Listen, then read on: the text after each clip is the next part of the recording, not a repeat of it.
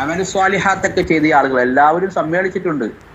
പക്ഷേ അള്ളാഹു ധിക്കാരികളുടെ പ്രവർത്തനങ്ങൾ കാരണം അത്യുഗ്രമായ കോപത്തിലാണെന്ന്. ലം യഗ്ളബ് മിസ്ലഹു ഖബ്ലഹു, അതിനു മുമ്പ് പടച്ചവൻ അതുപോലെ കോപിച്ചിട്ടില്ല. ഫലൻ യഗ്ളബ മിസ്ലഹു ബഅദഹു, അന്നാളിൽ പടച്ചവൻ കോപിക്കുന്നത് പോലെ, അഥവാ ഈ യൗമുദ്ദീനിൽ പടച്ചവൻ കോപിക്കുന്നത് പോലെ അതിന് ശേഷവും പടച്ചവൻ കോപിക്കൂല. മുമ്പോ ശേഷമോ അള്ളാഹുവിന് അങ്ങനത്തെ ഒരു കോപം വന്നിട്ടില്ല, വരികയുമില്ല. ആ വിധത്തിൽ പടച്ചവൻ കുപിതനായിരിക്കും. അതുകൊണ്ട് തന്നെ അത്രയേറെ അള്ളാഹ് കോപിക്കണ്ട. പഴയ കാലത്തൊക്കെ ജീവിച്ച മനുഷ്യർക്ക് അനുഭവം ഉണ്ടാകും. രാജാക്കന്മാരുടെ വേണ്ട നമ്മുടെ മേലുദ്യോഗസ്ഥര് ഒന്ന് ദേഷ്യപ്പെട്ട് ഒച്ചയിൽ സംസാരിച്ചാൽ പിന്നെ ആ ആളുടെ അടുക്കൽ നമ്മൾ പോകുമ്പോൾ ഒന്ന് ശ്രദ്ധിച്ചേ കൈകാര്യം ചെയ്യുള്ളൂ. മനുഷ്യരുടെ കൂട്ടത്തിൽ നമ്മളെക്കാൾ മേലെ നിൽക്കുന്ന നമ്മുടെ സുപ്പീരിയർ ഓഫീസർ, അയാളുടെ കഥയാണ് ഈ പറഞ്ഞത്. എന്നാൽ ഈ പ്രപഞ്ചത്തെ മുഴുവൻ അടക്കി ഭരിക്കുന്ന, ഇതിന്റെ മുഴുവൻ സർവാധികാരിയായ പടച്ച തമ്പുരാൻ ഏറ്റവും കോപത്തിന്റെ ഏറ്റവും മൂർധന്യാവസ്ഥയിൽ നിൽക്കുന്ന ആ നാളിൽ ഒരു മനുഷ്യനും ഒരു വാക്കും ഉച്ചരിക്കൂല. മഹാപ്രവാചകന്മാർ പോലും മിണ്ടാതിരിക്കോടെ. വിചാരണ തുടങ്ങിയതിന് ശേഷം മാത്രമേ പ്രവാചകന്മാർക്ക് പോലും ചുണ്ടനക്കാനുള്ള അനുവാദമുള്ളൂ. നമ്മൾ വലിയ മഹാന്മാരാണ് എന്ന് വാഴ്ത്തുന്ന പേര് കേട്ടാൽ നമ്മൾ അവർക്ക് വേണ്ടി സലാം അർപ്പിക്കുന്ന അല്ലെങ്കിൽ പ്രാർത്ഥിക്കുന്ന ആ മഹാപ്രവാചകന്മാർ പോലും അള്ളാഹുവിൻ്റെ റബ്ബിന്റെ മുമ്പിൽ ഒരു വാക്കും ഉച്ചരിക്കൂല, ഉച്ചരിക്കാൻ ധൈര്യപ്പെടൂല. അതാണ് മാലിക് യൗമുദ്ദീൻ. യൗമുദ്ദീനാണ്, പ്രതിഫല നാളാണ്. എങ്ങനെയാ പ്രതിഫലം കൊടുക്കുന്നത്? അള്ളാഹുവിന്റെ ആ പ്രതിഫലം തുവഫ കുല്ലു നഫ്സി മാ അമിലത്ത് എന്നാണ്. തുവഫ എന്ന വാക്ക് കാണാം ഖുർആനിൽ പലയിടത്തും. തുവഫ എന്ന് പറഞ്ഞാൽ പൂർത്തിയാക്കി കൊടുക്കുന്നതാണ്. ഇവിടത്തെ കൂലി അല്ലെങ്കിൽ പ്രതിഫലം പൂർത്തിയാണോ? ഇല്ല, ഒരിക്കലും അല്ല. ഇവിടുത്തെ പ്രതിഫലം പൂർത്തിയല്ല. നമുക്കറിയാം, അത് നമ്മൾ സാധാരണ സ്ഥിരം കേൾക്കുന്ന ഒരു ഉദാഹരണമാണ്.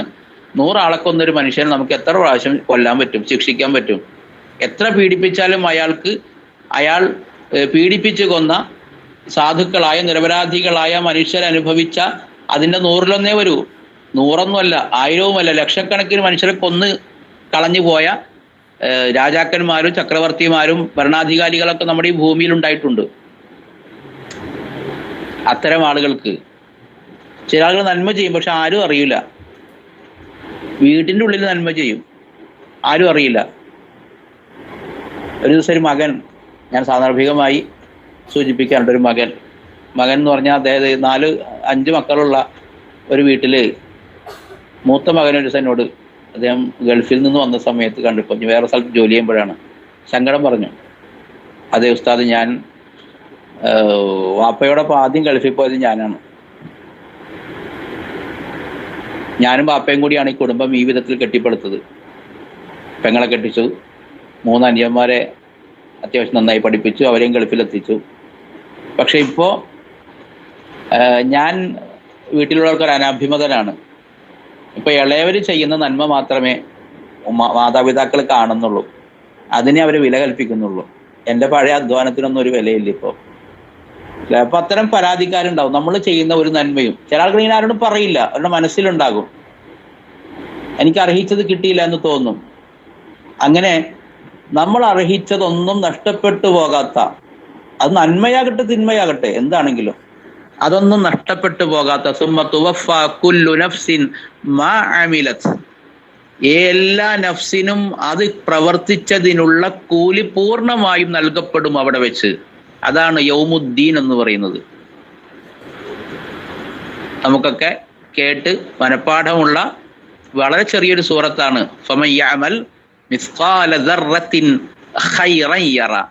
ആരെങ്കിലും ഒരു അണുത്തൂക്കം നന്മ ചെയ്തിട്ടുണ്ടെങ്കിൽ അവൻ അതവിടെ കാണും. ഒരണുത്തൂക്കം, ദർറത്ത് എന്ന് പറഞ്ഞാൽ മിസ്ഖാൽ ദർറത്ത്. ദർറത്ത് എന്ന് പറഞ്ഞാൽ നമുക്ക് വെയിറ്റ് നോക്കാൻ പോലും കഴിയാത്ത, എന്ന് പറഞ്ഞാൽ ഈ വെയിങ് മെഷീനിൽ വെക്കാൻ പോലും പറ്റാത്തത്രയും നിസാരമായ ഭാരമുണ്ടെന്ന് തന്നെ പറയാൻ പറ്റില്ല. അത്രയും ചെറുത് പോലും അള്ളാഹു പരിഗണിക്കുകയും തൂക്കി നോക്കുകയും അതിനുള്ള കൂലി കൊടുക്കുകയും ചെയ്യുന്നതാണ്. പക്ഷെ അതിന്റെ തൊട്ടടുത്ത ആയത്തിന് പ്രശ്നമുണ്ട്. ഫമൻ യഅമൽ മിസ്ഖാല ദർറത്തിൻ ശർറൻ യറ.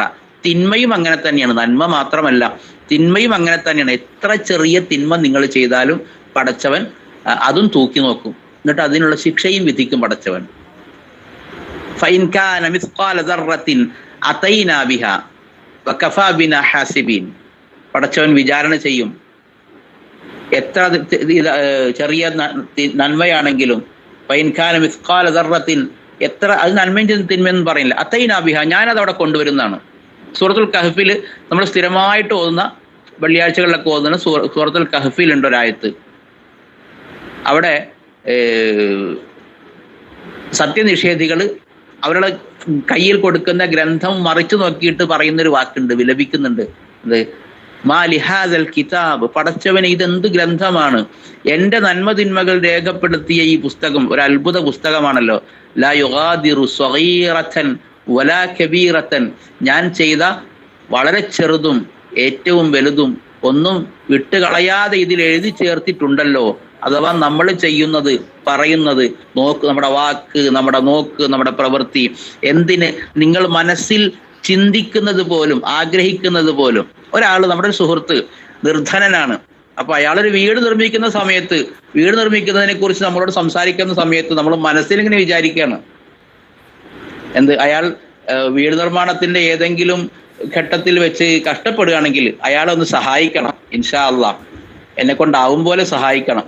അതിനൊരു മനസ്സിൽ നമ്മുടെ തുകയും നിശ്ചയിച്ചെന്ന് വിചാരിക്കുക, ഒരു 10,000 രൂപയെങ്കിലും കൊടുക്കണം എന്ന് ആ സാധുവായ മനുഷ്യനെ സഹായിക്കാൻ നമ്മൾ വിചാരിച്ചിട്ടുണ്ട്. പക്ഷെ അയാളുടെ വീട് പണി കഴിയുന്നത് വരെ നമുക്ക് അതിനുള്ള സാമ്പത്തിക സുസ്ഥിതി ഉണ്ടായില്ല, നമ്മൾ ഡൗൺ ആയിപ്പോയി. എന്നിട്ട് നബി പറയാൻ കേട്ടോ, നിങ്ങൾ ആത്മാർത്ഥമായിട്ടാണ് അയാളെ സഹായിക്കാൻ ആ സമയത്ത് വിചാരിച്ചതെങ്കിൽ ആ വിചാരിച്ചത് ഒരു നന്മയായി 10,000 രൂപ കൊടുത്തതായിട്ട് പടച്ചവൻ രേഖപ്പെടുത്തുന്നതാണ്. നന്മ വിചാരിച്ചാൽ തന്നെ പടച്ചവൻ എഴുതി വെക്കുന്നു. തിന്മ അങ്ങനെയല്ല കേട്ടോ, തിന്മ നിങ്ങൾ പ്രവർത്തിച്ചാലേ എഴുതുള്ളൂ. നബി പറഞ്ഞാണ് കേട്ടോ, നന്മ നിങ്ങൾ ചിന്തിച്ചാൽ തന്നെ നിങ്ങൾക്ക് എഴുതി വെക്കും. തിന്മ അങ്ങനെയല്ല. ഇനി നിങ്ങൾ ആ നന്മ പ്രവർത്തിച്ചാലോ, പ്രവർത്തിച്ചാൽ നിങ്ങൾ 10,000 കൊടുത്തു എന്നല്ല പടച്ചവൻ എഴുതുന്നത്. ആ നന്മ നിങ്ങൾ പ്രവർത്തിച്ചാൽ 10,000 നിങ്ങൾ കൊടുത്താൽ അത് 10,000 പടച്ചവൻ രേഖപ്പെടുത്തുക, മറിച്ച് നിങ്ങളുടെ നിയ്യത്തിനനുസരിച്ച്, നിങ്ങൾ കൊടുത്ത സമയത്തുള്ള നിങ്ങളുടെ അവസ്ഥയ്ക്കനുസരിച്ച് അത് 10, 70, 700 ഇരട്ടിയായിട്ട് ഇങ്ങനെ കൊടുത്ത സമയം, അതോ കൊടുത്ത നാളുകൾ ഉണ്ടാവും. ചില പ്രത്യേക നാളുകളിൽ കൊടുത്താൽ കൂലി കൂടുതൽ കിട്ടും, റമദാൻ പോലെ. അപ്പോൾ അങ്ങനെ നിങ്ങൾ കൊടുത്ത നാള്, നിങ്ങൾ കൊടുത്ത നിങ്ങളുടെ സാമ്പത്തികമായ സ്ഥിതി, നിങ്ങൾ കൊടുത്ത സമയത്തുള്ള നിങ്ങളുടെ മനസ്സ്, അതുപോലെ നിങ്ങൾ കാണിച്ച രഹസ്യ സ്വഭാവം, ഇതെല്ലാം പരിഗണിച്ച് പടച്ചവൻ നിങ്ങൾക്കൊരു സമ്മാനം അങ്ങ് പ്രഖ്യാപിക്കും. അത് ചിലപ്പോൾ 10, 20, 100 ഒന്നും ആയിരിക്കൂല, അതിനെത്രയോ അപ്പുറം പോവും. വല്ലാഹു യുളാഇഫു ലിമൻ യശാ, പടച്ചവൻ അവൻ ആഗ്രഹിക്കുന്നവർക്ക് അവൻ ഇഷ്ടപ്പെടുക എന്നുള്ളതല്ല കേട്ടോ, പടച്ചവന് ചില മാനദണ്ഡങ്ങളുണ്ട്. താൻ ഉദ്ദേശിക്കുന്നവർക്ക് പടച്ചവൻ വീണ്ടും വീണ്ടും ഇരട്ടിച്ചരട്ടിച്ച് അങ്ങനെ കൊടുക്കുന്നതാണ്. ദുനിയാവിലും ആഖിറത്തിലും അങ്ങനെയാണ് പടച്ചവൻ തിരിച്ചു നൽകുക. അങ്ങനെ അള്ളാഹു ഈ പ്രഖ്യാപിക്കപ്പെട്ടതുപോലുള്ള നന്മകളെ വാരിക്കൂട്ടാൻ എനിക്കും നിങ്ങൾക്കും ഒക്കെ മഹാസൗഭാഗ്യം നൽകുമാറാകട്ടെ, തൗഫീഖ് ചെയ്യുമാറാകട്ടെ പടച്ചവൻ. സഹോദരങ്ങളെ, അപ്പോൾ നന്മയ്ക്കുള്ളൊരു അവസരവും പാഴാക്കരുത് എന്നതാണ് മാലിക് യൗമിദ്ദീൻ എന്ന ഈ ആയത്ത് വായിക്കുമ്പോൾ നമ്മുടെ മനസ്സിലേക്ക് വരേണ്ട ആശയം. ഒരു നന്മയ്ക്കുള്ളൊരു അവസരവും പാഴാക്കരുത്. തിന്മയാകട്ടെ പരമാവധി കുറക്കാനും നമുക്ക് സാധിക്കണം. കാരണം തിന്മ ചെയ്താൽ അത് രേഖപ്പെടുത്തപ്പെടും. നിങ്ങളുടെ മനസ്സിനെ നിങ്ങൾ ശുദ്ധിയാക്കണം എന്ന് ഖുർആൻ പറഞ്ഞിട്ടുണ്ട്. വനഫ്സിൻ വമാ സവ്വാഹ ഫഅൽഹമഹ ഫുജൂറഹ വതഖ്വാഹ ഖദ് അഫ്ലഹ മൻ സക്കാഹ വഖദ് ഖാബ മൻ ദസ്സാഹ. അപ്പൊ തിന്മ വിചാരിച്ചാൽ എഴുതപ്പെടുകയില്ലെങ്കിലും അങ്ങനെ വിചാരിച്ചുകൊണ്ടേ ഇരുന്നാൽ, എഴുതൂലല്ലേ ഏതായാലും ഒന്ന് വിചാരിച്ചു കളയാം എന്ന് ധരിക്കരുത്. മറിച്ച് അള്ളാഹുവിന്റെ കൽപ്പനയുണ്ട്, അങ്ങനെ കുറെ വിചാരിച്ചാൽ പിന്നെ അത് അത് ശീലായി പോകും, നമ്മൾ ചെയ്തു പോയേക്കും. സഹോദരങ്ങളെ, മാലിക് യൗമിദ്ദീൻ, അള്ളാഹു യൗമുദ്ദീനിന്റെ അഥവാ പ്രതിഫല നാളിന്റെ ഉടമസ്ഥനാകുന്നു. ആ പ്രതിഫല നാളിനെ ചുരുക്കി പറഞ്ഞതാണ് ഞാൻ കേട്ടത്. പടച്ചവൻ നമ്മളെ എല്ലാവരെയും സമ്മേളിപ്പിക്കുന്ന ഒരു നാളുണ്ട്. അത് ആരൊക്കെ നിഷേധിച്ചാലും അത് നടക്കും. ഈ അടുത്ത് ഭൗതിക ശാസ്ത്ര രംഗത്ത് അഥവാ ഈ നമ്മുടെ വാനലോകത്തേക്കുള്ള, സ്പേസിലേക്കുള്ള യാത്രയൊക്കെ പ്ലാൻ ചെയ്യുന്ന, അതുപോലെ സാറ്റലൈറ്റ് ഒക്കെ വിക്ഷേപിക്കുന്ന സംഘത്തിൽപ്പെട്ട ഒരു ശാസ്ത്രജ്ഞനാണ്. അദ്ദേഹത്തോടാണ് ചോദിച്ചത്, ഈ ലോകത്തിന് ഒരു അവസാനമുണ്ടോ? അങ്ങനെയൊക്കെ കേൾക്കുന്നുണ്ടല്ലോ, ചില മതവിശ്വാസികൾ പറയുന്നുണ്ടല്ലോ. അപ്പൊ അദ്ദേഹം ഒറ്റ വാക്കിലാ മറുപടി, തീർച്ചയായും ലോകം അവസാനിക്കും എന്നാണ്. തീർച്ചയായും ലോകം അവസാനിക്കും. ഇതിനൊക്കെ സന്ദേഹത്തോടെ കണ്ടിരുന്ന കുറച്ച് ആൾക്കാർ നമ്മുടെ മുൻകാലത്ത് ജീവിച്ച് മരിച്ചു പോയിട്ടുണ്ട്. സൂര്യൻ കെട്ടുപോകും, അദ്ദേഹം വിശദീകരിക്കുന്നത് അങ്ങനെയാണ്. സൂര്യനൊക്കെ അതിന്റെ ഊർജ്ജമൊക്കെ തീർന്നു പോകും. എത്ര കാലം കൊണ്ടാണെന്ന് പറയാൻ പറ്റില്ല എന്നുള്ളൂ. പക്ഷെ ഒരിക്കൽ അതൊക്കെ തീരും. അങ്ങനെ തീർന്ന് പിന്നെ അവർ വിശ്വസിക്കാത്ത മറ്റൊരു വിശ്വാസം നമുക്കുണ്ട്. അതാണ് പുനഃസൃഷ്ടി, അൻ-നുഷൂർ, അൽ-ബഅസ്. എല്ലാവരെയും ഒരുമിപ്പിക്കും പടച്ചവൻ. എന്തിനാണ്? ഈ ദുനിയാവ് നിങ്ങൾക്കൊരു പരീക്ഷാ ഹാളാണ്. ഈ ദുനിയാവ് നിങ്ങൾക്കൊരു പരീക്ഷാ ഹാളാണ്. ഈ പരീക്ഷാ ഹാളിൽ നിങ്ങൾക്ക് നിശ്ചയിക്കപ്പെടുന്ന സമയം അത് ആയുസ്സാണ്. ആ ആയുസ് തീരുന്നതിനിടയിൽ, സമയം തീരുന്നതിനിടയിൽ നിങ്ങൾ എത്ര നന്നായി, അയ്യുക്കും അഹ്സനു അമല, നിങ്ങളിൽ ഏറ്റവും നന്നായി പ്രവർത്തിച്ചു വരുന്നവരാരെന്ന് പരീക്ഷിക്കുകയാണ് പടച്ചവൻ പതിയിരുന്നു കൊണ്ട്. ഇന്ന റബ്ബക ലബിൽ മിർസാദ്. അങ്ങനെ പതിയിരുന്ന് പടച്ചവൻ എന്നെയും നിങ്ങളെയും ഈ ലോകത്തെ മുഴുവനും മനുഷ്യരെ മുഴുവനും നിരീക്ഷിച്ചു കൊണ്ടിരിക്കുകയാണ്. ഏറ്റവും നന്നായി പ്രവർത്തിക്കുന്നത് ആരെന്ന്. തിരിച്ചു വരുമ്പോ പടച്ചവൻ സമ്മാനം പ്രഖ്യാപിക്കും. ആ സമ്മാനം പ്രഖ്യാപിക്കുന്ന ആ സമ്മാനം നല്ലതുമുണ്ട്, ചീത്തതുമുണ്ട്. ചില ആളുകളെ വസിയഖല്ലദീന കഫറു ഇലാ ജഹന്നമ സുമറ, കൂട്ടം കൂട്ടമായി കാഫിരീങ്ങളെ ജഹന്നമിലേക്ക് നയിക്കപ്പെടും. വസീഖൽ, അതിന്റെ കുറച്ച് 2-3 ആയത്ത് താഴെയാണ് വസീഖല്ലദീന തഖൗ റബ്ബഹും ഇലൽ ജന്നത്തി സുമറ. അതേപോലെ തന്നെ കൂട്ടം കൂട്ടമായി സ്വർഗത്തിലേക്കും നയിക്കപ്പെടും. ഇങ്ങനെ സ്വർഗ നരകങ്ങളിലേക്ക് നയിക്കപ്പെടുന്ന നാളാണ് യൗമുദ്ദീൻ. സമ്മാനം തരാൻ, നല്ല സമ്മാനവും ചീത്ത സമ്മാനവും ശിക്ഷയാകുന്ന സമ്മാനവും ആളുകൾക്ക്, മനുഷ്യർക്ക് നൽകാൻ വേണ്ടിയാണ് പടച്ചവൻ ഇவ்விധം മലക്കുകളോട് കൽപ്പിക്കുന്നത് ഇവരെ കൊണ്ടുപോകൂ എന്ന്. മലക്കുകൾ ഇങ്ങനെ അന്താളിച്ച് നിൽക്കുകയാണ്. ആരെയാണ്, എവിടെയാണ്, എങ്ങനെയാണ് കൊണ്ടുപോകേണ്ടതെന്ന് അറിയാതെ അള്ളാഹുവോട് ചോദിക്കും, പടച്ചവൻ എത്രയാണ്, എങ്ങനെയാണ് കൊണ്ടുപോകേണ്ടത്, എന്താ കണക്ക്? അപ്പൊ അള്ളാഹ് പറയും അത്രേ, ഓരോ 100 പേരെയും കൊണ്ടുപോകുമ്പോ 99 പേരെ നരകത്തിലേക്കും ഒരാളെ മാത്രം സ്വർഗത്തിലേക്കും കയറ്റിയാൽ മതി എന്ന് പറഞ്ഞാൽ അവിടുത്തെ ഇക്വേഷൻ, അനുപാതം എന്ന് പറയുന്നത് 99:1 ആണ് ഓരോ 100-ലും. ചില ഹദീസിൽ അത് 999:1 ആണ്. നോക്കൂ നിങ്ങൾ, രക്ഷപ്പെടാനുള്ള സാധ്യത വളരെ വളരെ കുറവാണ്. അപ്പൊ അതുകൊണ്ട് ഏറ്റവും നന്നായി പ്രവർത്തിക്കാനുള്ള ഉത്സാഹം ഉണ്ടാകണമെന്ന് സൂചിപ്പിക്കുന്നു ഈ ആയത്ത്. നമ്മളോട് അതിനു വേണ്ടി ആഹ്വാനം ചെയ്യുന്നു. ഒരു യൗമുദ്ദീൻ വരാനുണ്ട്, പ്രതിഫല നാള്, അതിനെ മറക്കരുത്. മാലിക് യൗമുദ്ദീൻ, അന്നത്തെ ആ ദിവസത്തിന്റെ ഓണർ അത് വേറെ ആരുമല്ല, അവിടെ ശുപാർശകരില്ല, അതുപോലെ അവിടെ വേറെ കൈകാര്യകർത്താക്കളൊന്നുമില്ല, അവിടെ ഒരു അസിസ്റ്റന്റും ഇല്ല. റബ്ബാണ് തീരുമാനിക്കുന്നത് എല്ലാം. പടച്ചവന്റെ തീരുമാനങ്ങളല്ലാതെ ഒന്നും അവിടെ നടപ്പിലാകൂല. സഹോദരങ്ങളെ, ഒരിക്കൽ കൂടി ആവർത്തിക്കുകയാണ് ഈ വചനങ്ങൾ. അഊദു ബില്ലാഹി മിനശ് ശൈത്വാനിർ റജീം. ബിസ്മില്ലാഹിർ റഹ്മാനിർ റഹീം. അൽഹംദുലില്ലാഹി റബ്ബിൽ ആലമീൻ. അർറഹ്മാനിർ റഹീം. മാലികി യൗമിദ്ദീൻ. അഊദു ബില്ലാഹി മിനശ് ശൈത്വാനിർ റജീം. ശപിക്കപ്പെട്ട പിശാചിൽ നിന്ന് അള്ളാഹുവിൽ ഞാൻ അഭയം തേടുന്നു. ബിസ്മില്ലാഹിർ റഹ്മാനിർ റഹീം. പരമകാരുണികനും കരുണാനിധിയുമായ അള്ളാഹുവിന്റെ നാമത്തിൽ ഞാനിതാ ആരംഭിക്കുന്നു. അൽഹംദുലില്ലാഹി, സർവസ്തുതിയും അള്ളാഹുവിനാകുന്നു. റബ്ബിൽ ആലമീൻ, സർവലോകങ്ങളുടെയും രക്ഷിതാവായ. അർ റഹ്മാനി, പരമകാരുണികനായ. അർ റഹീമി, കരുണാനിധിയായ. മാലിക്കി, ഉടമസ്ഥനായ. യൗമിദ്ദീൻ, എന്തിന്റെ ഉടമസ്ഥനാണ്?